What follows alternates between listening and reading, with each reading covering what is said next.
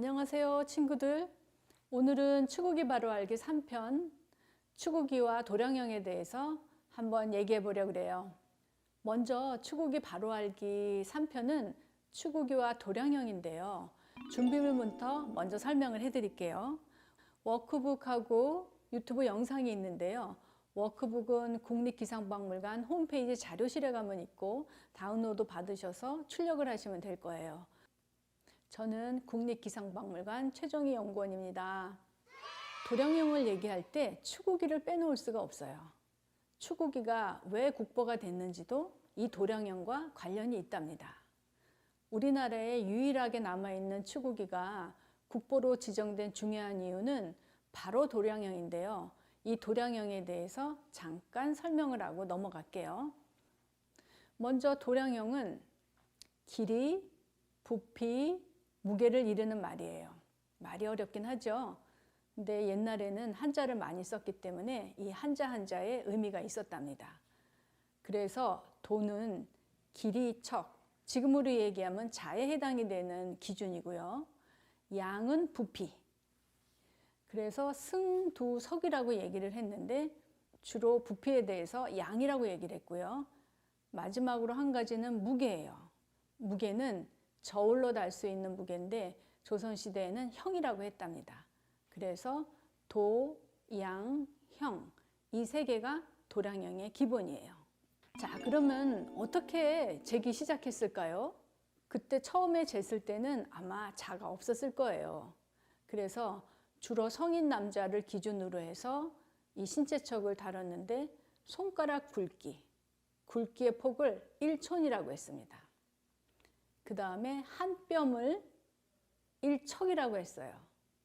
그 다음에 우리가 두 발로 걸으면 1보라고 했습니다. 그리고 마지막으로 손 안에 들어가 있는 한 줌, 이거를 한 홉이라고 했답니다. 그래서 촌, 척, 보, 홉이라는 기준이 신체척으로 있었지만 사람마다 키도 다르고 몸무게도 달랐기 때문에 기준이 되기에는 몹시 어려웠어요. 자, 그러면 우리나라는 언제부터 도량형을 사용했을까요? 처음 우리나라에서 도량형을 사용한 것은 삼국시대 이전이라고 해요. 중국 한나라 때에 도량형이 들어왔다고 합니다. 고려시대에도 도량형이 있었지만 주척과 포백척이 사용이 되었다고 해요. 하지만 정치, 경제, 사회 혼란으로 도량형이 많이 문란했다 그래요. 기준이 될 수 없었던 거죠. 그리고 조선시대에 들어와서는 문물제도가 세종대왕 때 정비가 되고 새로운 도량제도가 확립이 되었어요. 그래서 지금 우리가 조선시대에 기준이 되는 5가지 자를 한번 알아보려고 해요. 이 5가지 자는 목적이 다 달랐어요. 자, 처음에 황종척. 황종척은 각종 악기를 만드는 데 사용이 되었어요. 피리, 여러 가지 악기를 만들 때 사용이 되었고요. 그 다음에 두 번째는 포백척. 여러 가지 직물이나 옷을 만들 때 사용이 되었다 그래요. 그 다음에 세 번째는 영조척이라고 해서 각종 건조물, 탑이나 사찰, 그리고 건축에 사용된 자가 영초척이라고 합니다. 그리고 네 번째 예기척이라고 하고 또는 조례기척이라고 하는데요. 각종 재래와 궁궐의 예기를 만드는 데 쓰였다고 해요. 자, 마지막으로 주척입니다. 주척이 우리가 오늘 얘기할 이 영상에서 제일 중요한데요. 주척은 세종대왕 때부터 천체 관측기기나 치구기, 수표 등 각종 측정기구를 정확히 측정하는 측정기구를 만들 때 주로 썼다 그래요. 그래서 황종척, 포백척, 영조척, 주척, 예기척 이 5개의 자가 조선시대의 가장 기본이 되는 자였답니다. 자, 그러면 이 중에서도 황종척이 가장 도량형의 표준이 되었는데요. 재미있는 것은 황해도의 그 해주라는 곳에서 지금으로 얘기하면 기장이라는 아주 작은, 좁쌀보다도 작은 그런 나달이 있었답니다. 그거를 너무 크고 너무 작은 것은 제하고 비슷비슷한 기장을 배가를 세워서 쭉 일자로 만들어 보면 지금의 미터법으로 환산하면 약 34.48cm가 됐다 그래요. 그래서 이걸 기준으로 황족척을 만들었다 그래요. 그래서 지금은 이 기장이 전해지진 않지만 비슷한 곡식들은 있으니까 한번 워크북에 나온 대로 비슷한 곡식을 한번 확인해 보시기 바래요. 자, 그 다음에는 주척인데요. 주척은 축구기를 만들기도 하고 또 축구기에 담긴 빗물을 재었던 자입니다. 그래서 세종대왕 때 주척을 증명을 한 건데 영조대왕 46년, 그러니까 1770년이죠. 그때 강원도 삼청에서 세종대왕이 신하한테 하사한 주척이 있었어요. 그 주척이 1770년에 발견이 되었던 거죠. 그래서 구리로 된 자였는데 특히 자 같은 경우는 나무로도 만들어지고 금속으로도 만들어졌는데 중요하고 관에서 내려보낸 잔, 하사한 잔은 주로 금속으로 많이 만들어졌다 그래요.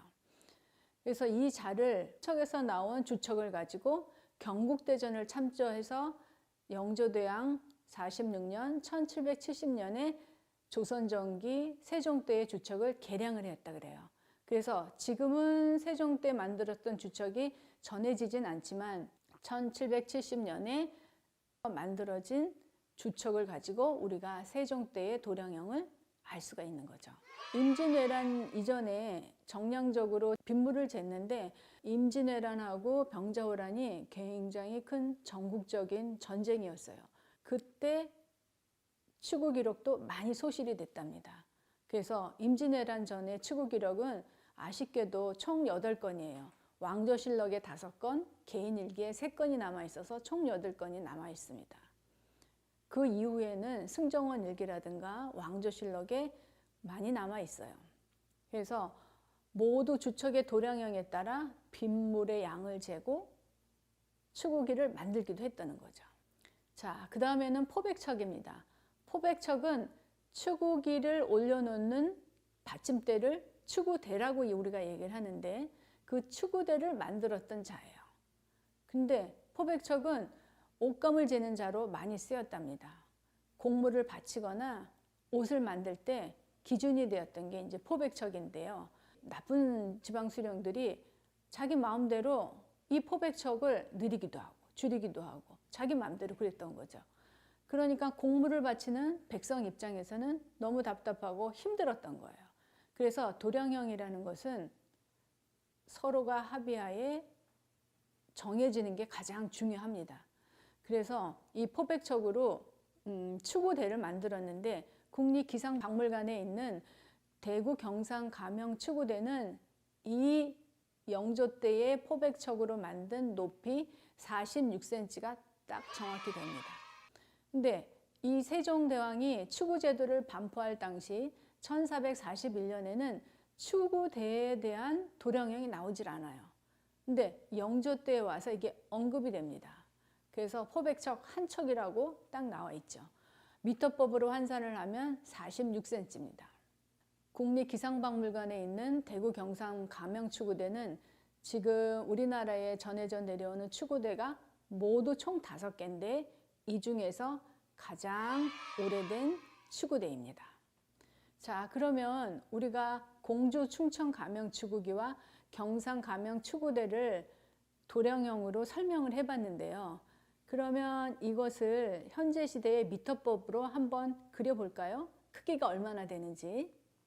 자, 먼저 공주 충청 가명 추구기는 미터법으로 환산하면 약 20.7cm가 됩니다.